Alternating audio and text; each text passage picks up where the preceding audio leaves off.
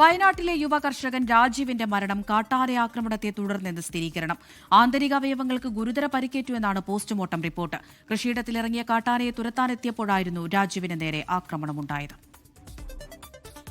രാത്രി ഏറെ വൈകിയും കാണാതായതിനെ തുടർന്ന് നടത്തിയ തിരച്ചിലിലാണ് രാജീവിനെ പറമ്പിൽ മരിച്ച നിലയിൽ കണ്ടെത്തിയത്. ആന്തരിക രക്തസ്രാവത്തെ തുടർന്നാണ് മരണം സംഭവിച്ചതെന്ന് പോസ്റ്റ്മോർട്ടം റിപ്പോർട്ടിൽ പറയുന്നു. പ്രദേശത്തിറങ്ങിയ കാട്ടാനയെ എത്രയും വേഗം പിടികൂടുമെന്ന് പഞ്ചായത്ത് ഭരണസമിതി അറിയിച്ചു.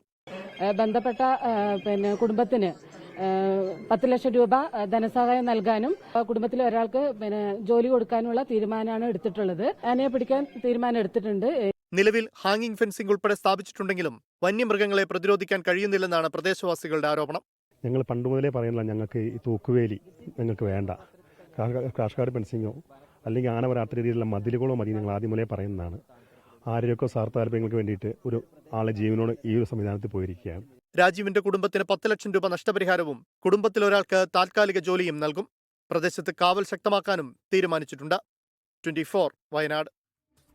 ലോകത്തെവിടെയായാലും ഏത് സമയത്തും 24 വാർത്തകളും ഓഗ്മെന്റഡ് റിയാലിറ്റി പാക്കേജുകളും എക്സ്പ്ലെയിനറുകളും വിശദമായി കാണാൻ ഞങ്ങളുടെ യൂട്യൂബ് ചാനൽ നിങ്ങൾക്ക് സബ്സ്ക്രൈബ് ചെയ്യാം.